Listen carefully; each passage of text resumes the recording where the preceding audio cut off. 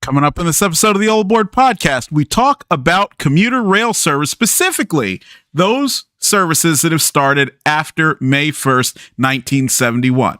Have your tickets out of the envelope. All aboard, please.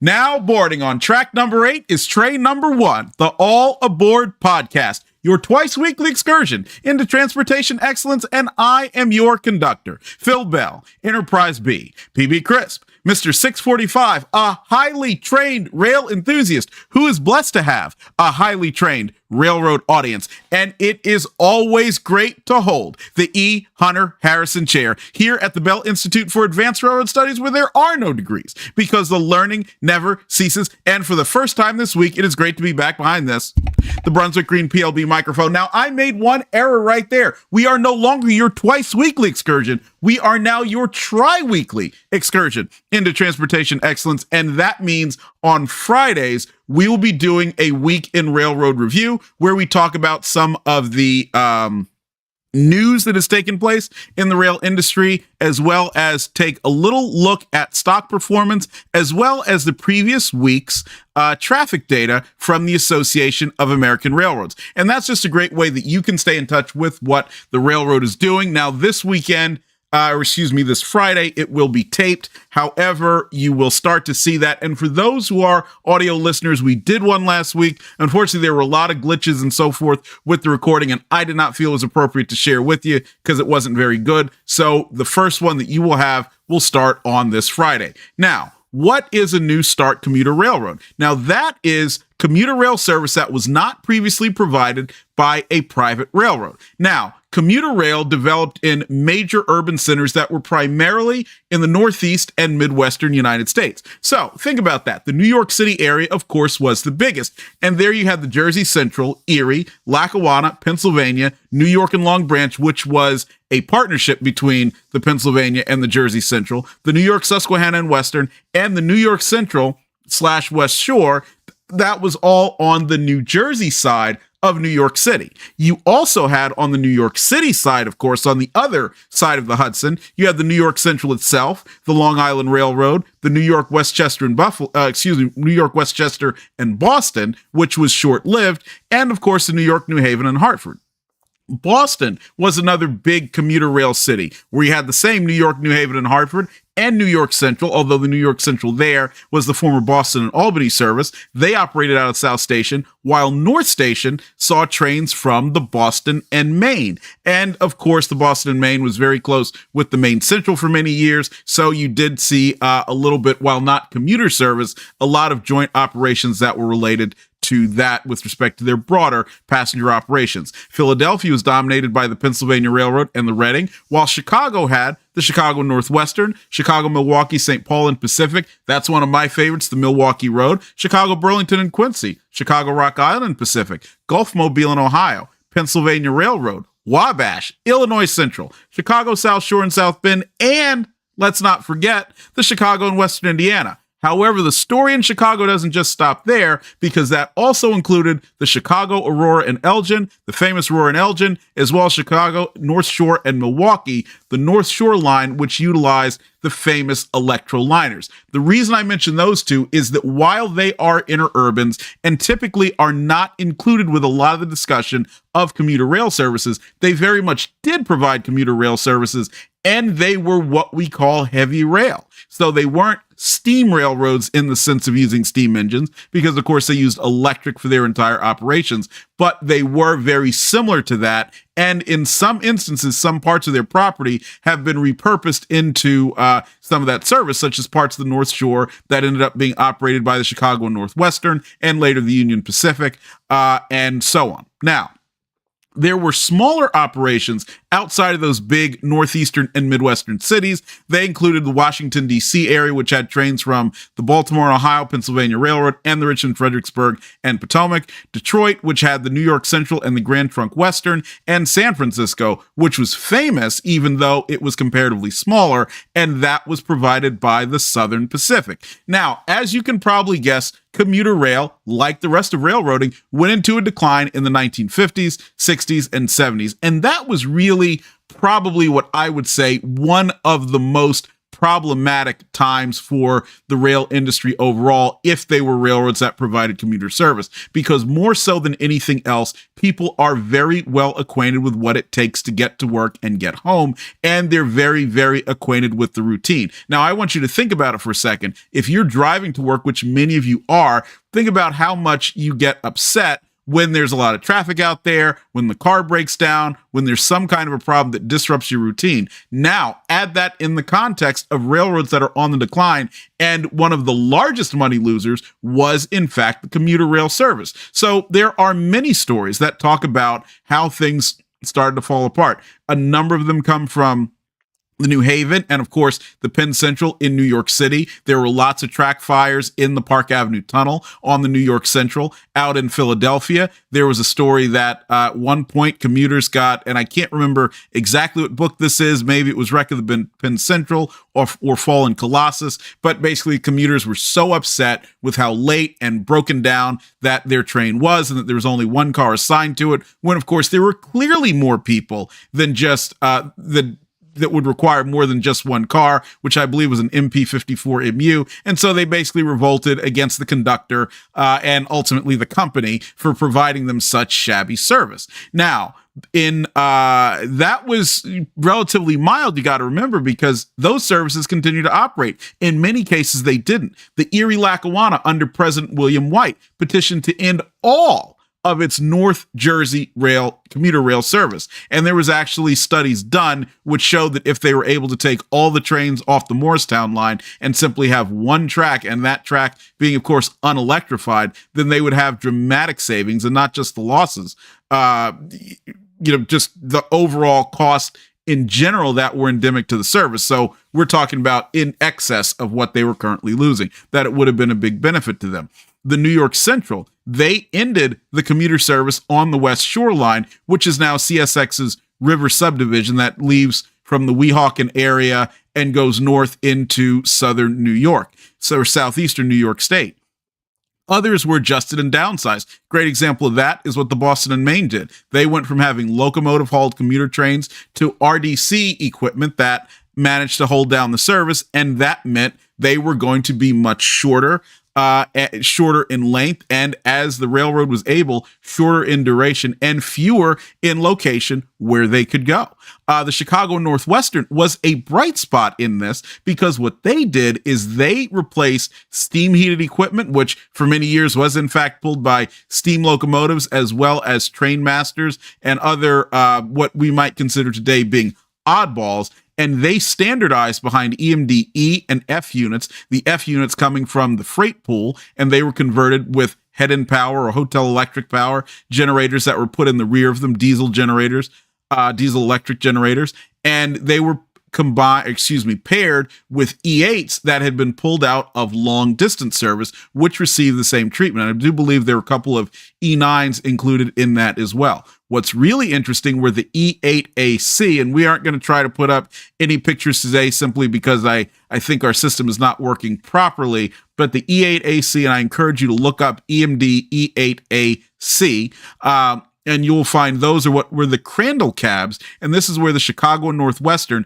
actually took an E8B, so an E8 unit that did not have a cab, and basically put their own homemade cab on it. And this was named for a man whose last name was Crandall, who was the motive power chief at the Chicago and Northwestern at the time. What's uncanny is, look, it's ugly. It's a face that not even a mother could love. But what's uncanny about it is how similar it is to the original design of the American wide cab that EMD would end up releasing in the 1980s. And it only makes you think that perhaps, maybe, some of the folks at EMD that were located along the Chicago, Burlington, and Quincy, not too far away from the Chicago Northwestern routes, where the Crandall cab E8s, the E8ACs would run, may have had that inspiration in their mind when they were designing what we call the Triclops cab and look that was applied to the SD60Ms of the 1980s and into the early 1990s before standardizing on a two-piece windshield that was found on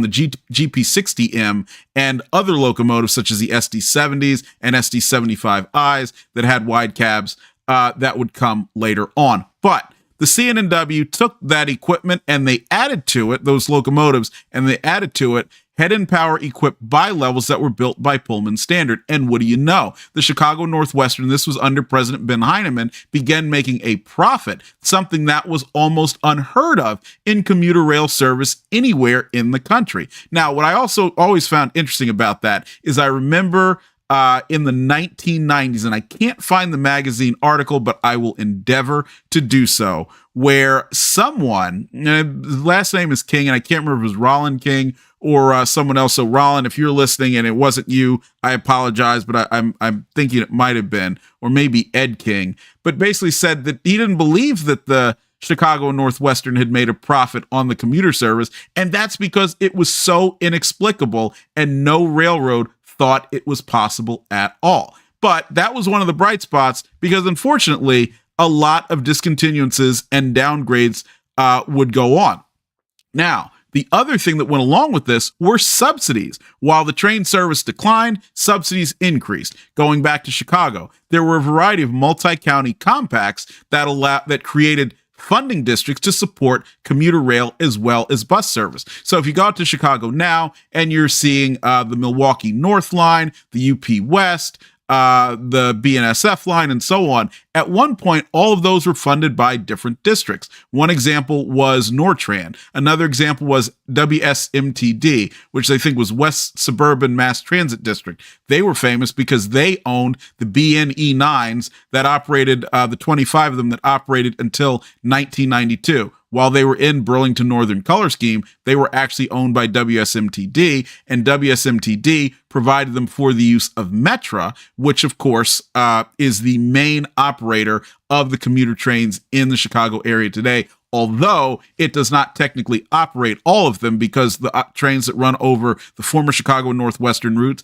as well as the BNSF, former Chicago, Burlington, and Quincy lines, are operated by those railroads, Union Pacific and BNSF. And interestingly enough, if you are on the BNSF line, you will see plenty of cars that still have the Burlington word mark on the nameplate above the door. So it's almost like, depending on where you look, like the 50s, 60s, and early 70s haven't quite gone away. We saw something similar happen in Philadelphia, Pennsylvania, where the city of Philadelphia stepped in to provide capital subsidies, in addition to operating subsidies that were provided from a variety of sources to support the Pennsylvania and the Reading's commuter services that emanated from the city center. At the time, They came from two different terminals, Suburban Station as well as Reading Terminal. Today, they operate out of Suburban Station because, again, more subsidies were utilized to build a tunnel to connect the two. But that shows you the way things went.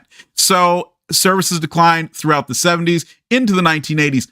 But in the 1990s, you started to see some new expansions. And you're probably wondering why. And that is one of the things that is really interesting to think about for us as rail enthusiasts and followers of the industry and employees of the industry, investors, and so on. The question is, why did services start to expand after decades of decline? Well, first of all, if you're following this podcast, there's a very good chance you know exactly why. And that's because highway building, while it was very strong in the 1940s, into the 1950s, as well as the 1960s, it started to get fractured.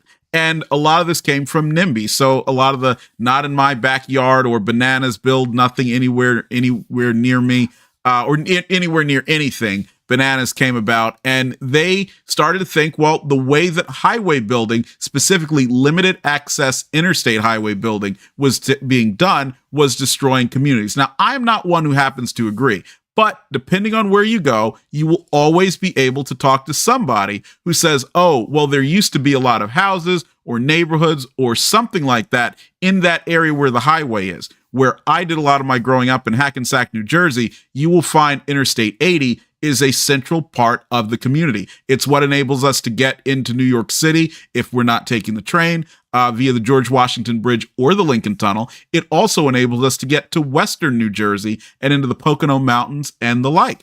It competed directly with the Erie-Lackawanna service. It also competed to a limited extent with the NYS&W, although by the time you were getting close to Interstate 80, the NYS&W service was just about at the very end. And as an aside, one interesting story from that is after Irving Maidman, who is probably the biggest villain in the history of the New York, Susquehanna, and Western Railway, took over, what he did is he said there were so few people riding the trains that he would be willing to pay for each commuter to have a basically chauffeured limo to take them to work in the hopes of getting them off the trains. And adding to that, what he did is he took a lot of the relatively new fluted stainless steel cars that had been built by Budd, but interestingly enough, had hand open windows. So the only cars that I know of that were ever built that way with that traditional Budd strong body, but then open windows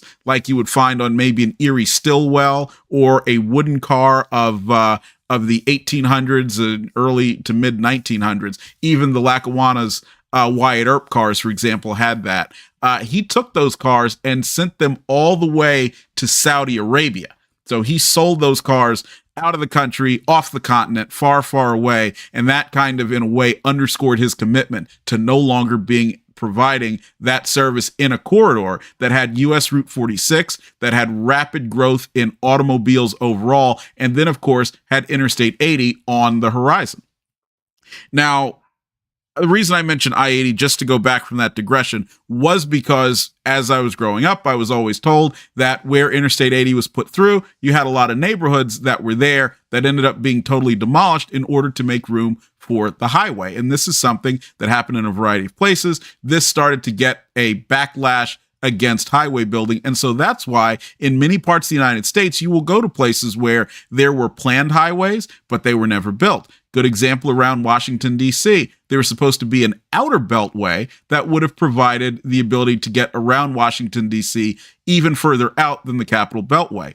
But only small portions of that, such as the Intercounty Connector in Montgomery County, and I believe Virginia Route 28 are parts of that, but they are, of course, do not connect with each other, and there certainly is no outer beltway. So dissatisfaction with highway building is one reason why commuter services started to resurge after being in decades of decline.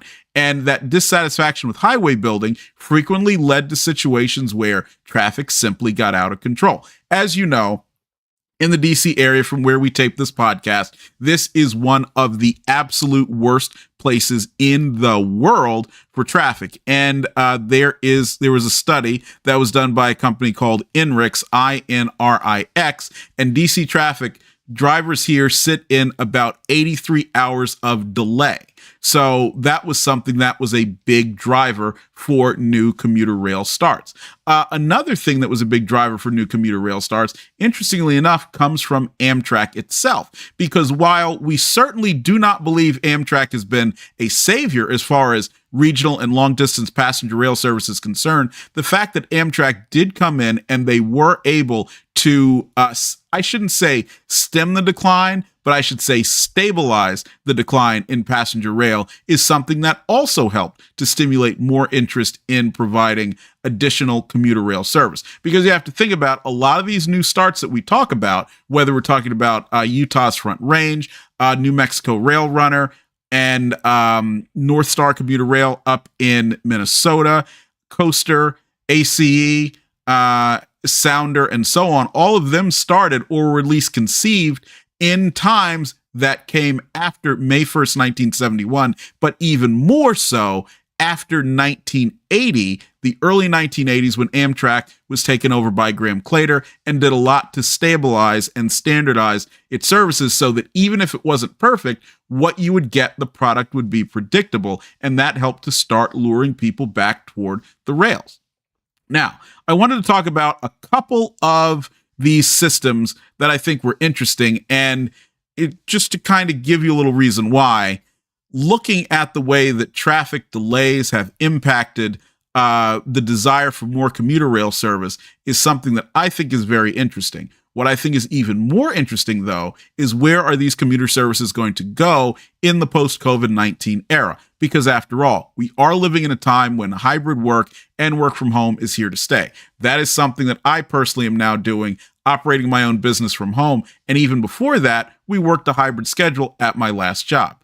Number two, you have to wonder to what extent, after all of the money has been spent, infrastructure secured, and so on, to what extent will these commuter agencies be able to repurpose a lot of this existing equipment and assets to serve a changing market? Now we see, and this is not commuter rail related, but we see that the city of St. Louis in its downtown core has been very much unable to attract any kind of foot traffic back, which has led to the closure of restaurants and abandonment of office buildings and so on. So what will this mean for commuter rail operators, whether we're talking about older operators or newer operators? And I do believe that a lot of the older systems have a little bit of a leg up because they have so much longer of a time where people would use the trains for other purposes other than simply commutation. After all, if you live in the New York City area or specifically are living in North Jersey, such as Bergen County,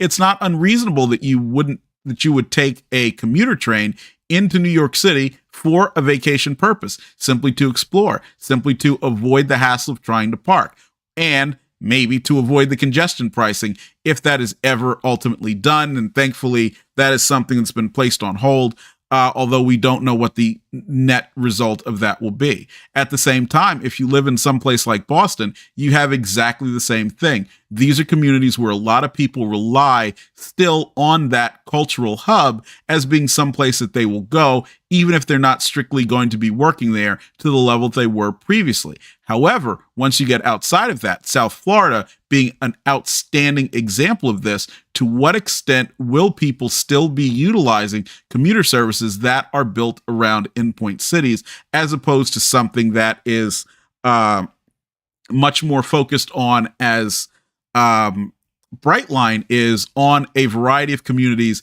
and moving people between the communities, as opposed to moving people into one area and then out from there to a variety of scattered suburban regions outside of the main downtown. Now, the first system that I wanted to talk about is Virginia Railway Express. Now, VRE, they link Northern Virginia with Washington, D.C., and they do so on two lines. The first, which is their oldest line operated, the Manassas line, and it's only older by about a month, runs for 35.9 miles and extends from Washington, D.C. out to Broad Run being an area located in Prince William County, right outside of the city of Manassas. And just so you understand, when we're talking about the Commonwealth of Virginia, both now and in the future, Virginia has a very unique structure for its communities. There are counties, Then there are independent cities which are not part of the county, even though they may be fully within the county. And then there are also towns. The towns exist as a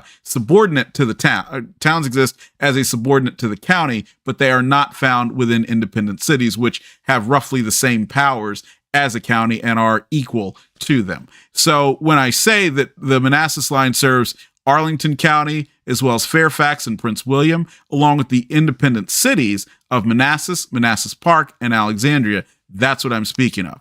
The Manassas line operates over Norfolk Southern's former Piedmont division, and this was the northern end of the Southern Railway main line between Alexandria, Virginia, and Manassas. This was also part of the famous O&A, Orange and Alexandria, and it also hosted the trains of the Chesapeake and Ohio, and later on CSX until roughly 2006, when a 99-year agreement between the two carriers, Chesapeake and Ohio and Southern Railway, and then in the newer present era, CSX and Norfolk Southern finally expired and was not renewed. This route is interesting to us today because the Commonwealth of Virginia has recently decided that it will acquire that portion of the Norfolk Southern between AF Interlocking, which is in Alexandria, and the Powell Y in Manassas from Norfolk Southern. So the trains would still be operating over a portion of Norfolk Southern's Keystone Division, now former Piedmont Division main line, between that Y and Broad Run Station, which is located off of the main line, and connecting through a switch off of, I believe it is track 1, and also is location of a major maintenance facility for VRE. So they will be purchasing that, and this is part of the effort that has been undertaken over the past 4 years to acquire some form of rail property to give the commuter and passenger services more of a permanent status on these routes. What's interesting about VRE's contracts with both Norfolk Southern and CSX, its two host railroads, is that unlike others, if the host railroads ask them to simply leave and that they're no longer going to allow them to do that, then they would have to. And that is something that I thought to be very unique, but that is a characteristic of these newer starts because in many cases, these are not, or in all cases, these are not something that were assumed from a prior private railroad and an obligation being assumed from them. This was something new that those railroads voluntarily agreed with these commuter agencies. Now, the Manassas line is operated in addition to the Fredericksburg line, which is almost double the length, 60.3 miles, and it extends from Washington, D.C. to Spotsylvania County in Virginia. And it operates over the former Pennsylvania, as does the Manassas line, and the Richmond, Fredericksburg, and Potomac, continuing south from AF Interlocking. And interestingly enough, it also serves the town of Quantico. And Quantico is someplace that anybody in this audience would be very interested to visit because it is basically a military base that is also has some private sector stores and residents who live there. So if you live in Quantico or you want to take your boat to the water or you want to shop at a store there, you'll actually have to go to a gate and present your ID and so forth in order to get in, because the majority of Quantico is, of course, the Marine Corps base there and is a very, very unique area to enter. The Richmond, Fredericksburg, and Potomac main line, now the RF&P subdivision of CSX, goes right through town, and there is a station facility there. Do remember years and years riding through on the Silver Star and always being interested just to come to that unique part of the country. Now, Virginia Railway Express is a partnership between the Northern Virginia Transportation Commission and the Potomac and Rappahannock Transportation Commission. Now, the NVTC is part of the WMATA, which is the agency that operates Washington, D.C., Fairfax County, Washington, D.C. bus system, as well as the metro system, but also interlinks, with those from Arlington, Fairfax, and Alexandria, their bus systems. And it's also part of the WMATA funding scheme, meaning that they collect various taxes from those of us who live in Northern Virginia and then remit those taxes to the funding of WMATA. They are also a partner in Virginia Railway Express. The other partner in VRE is the Potomac and Rappahannock Transportation Commission, and outside of helping to fund VRE's operations, they operate OmniRide and OmniRide Local, and that's bus services that you will find in Prince William, Stafford, and Spotsylvania counties, as well as the cities of Manassas and Manassas Park. And a lot of those buses do provide connections going right into Washington, D.C. Now, Virginia Railway Express is an 80s era effort to help solve the issue of traffic congestion. And this comes during the time of Virginia Governor Gerald Belial, who was one of the big builders in the history, big road builders, I should say, in Virginia's recent history. And basically, he, came up with a tax scheme to help solve what even then was a major problem with highways in Northern Virginia. Now, ultimately, he was unsuccessful. They built a lot more highways. I travel over them all the time, a lot of times to go see many of these trains. The highways are still snarled.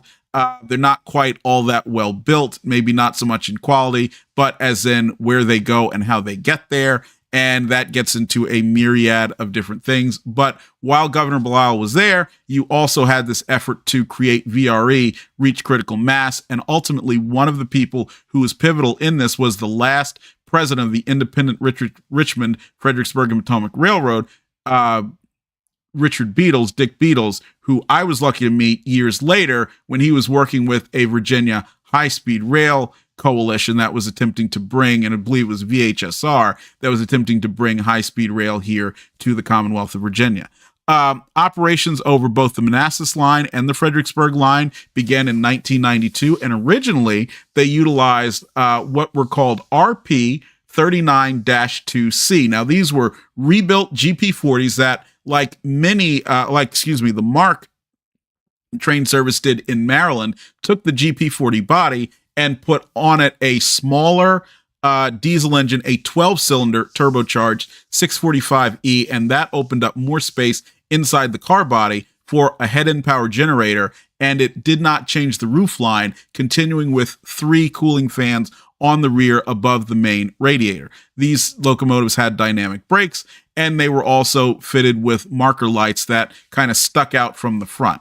So those operated with Mafursa, which is a Brazilian car builder, single-level fluted cars that on the interior are very similar to the Pullman Standard and Bombardier Comet cars of the day, which included 3-2 seating, as well as Boise Bud cars, which were rebuilt MBTA RDCs that were now unpowered cars and were just regular coaches. Later on, those were supplemented by F40PHs that came from Amtrak, and today we have the MPI MP36 PH-3C locomotives, which have the sloping snout nose, but then the back, which looks like an oversized F40PH with an extra section of cooling fans that's used for another built-in HEP generator. The cars used now are gallery cars built by Nippon Sharyo, which are very similar to those that you will find in the Chicago area, except they have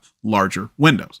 Now, the second service that we'd like to talk about today before I get out of here is Florida Tri-Rail. And Tri-Rail began in the early 1990s as part of an effort to stem the traffic flow problems that came about with rehabilitation that was taking place on both I-95 and Florida's Turnpike. And this is in southeastern Florida between West Palm Beach and Miami. Now, if you go to that area, you'll see that the Florida's Turnpike and I-95 are not that far from each other, and they're both integral roads to that area, which continues to grow.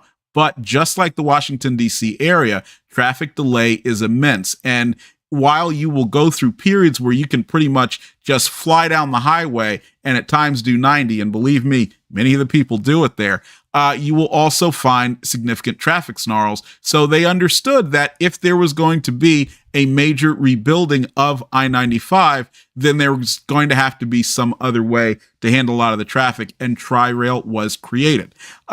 This originally used locomotives called F40PH L-2s, and these were interesting because they were rebuilt GP40s that were similar to the New Jersey Transit and Metro North GP40 FH-2, which is basically that F40PH full width rear, but the front, rather than having your standard EMD cab, it was something similar to what would later on be used for the GP60M of Santa Fe in the late 1980s and early 1990s. And these rebuilds, just like the RP39-2Cs, were done by Morrison Knudsen. What was also interesting about Tri-Rail, and oh, by the way, they used the so-called lozenge cars that were built by Hawker Siddeley, very similar to what was used by Go Transit in the Toronto area or on lines emanating out of Toronto. So that was what they originally looked like. And now they utilize many of those same cars, but now a variety of different locomotives, including GP49s, rebuilt Amtrak F40PHs, and Brookville full width locomotives that are very, very similar or are very reminiscent in character to something of a combination between the MP36PH and an F40PH, but certainly with a distinctive flavor.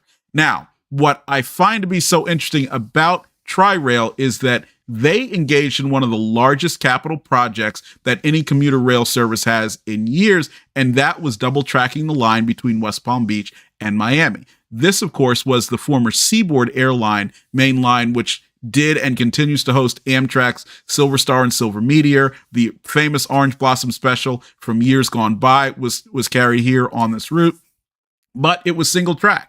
And that reflected the fact that the area had not yet grown. But by the time Tri-Rail came in, it was a much, much more densely populated area, and the demand for Tri-Rail service, together with freight service, which is lower but is still not insignificant, and then, of course, Amtrak services, which has by and large remained static after the 1979 train-offs, provided an environment where this needed to be expanded. And so they did that in the 2000s. And now they have been joined in that corridor by Brightline, which is operating between now Miami at Miami Central, which is where Tri-Rail will be operating to as well, and then up to West Palm Beach, although, of course, they continue up the Florida coast before turning left and going on over to Orlando. So it will be interesting to see how those two operators divvy up the market. They are not competitors, but there are a small number of people who may be a little bit less price sensitive and more speed sensitive, who, if they are willing to take a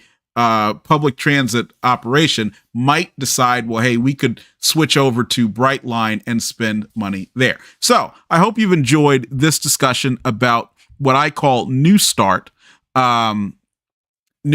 commuter services. And in times to come, we will talk about some of the others, such as Sounder, Coaster, UTA Front Range. But what I really wanted to do is convey the impact and the reasoning for a lot of the new starts, which is interesting to us because of that long period of slide where many Americans just simply turned away from railroads completely. So I'm glad we had a chance to chat about this. We will be back on Wednesday. And as always, if there's anything that you would like to see us tackle, please do not hesitate at any time to email us. And we have a new email address, which is allaboardpodcast, all one word, at allaboard.media. Excuse me. I almost monkeyed that up there. One more time, allaboardpodcast, all one word, at allaboard.media.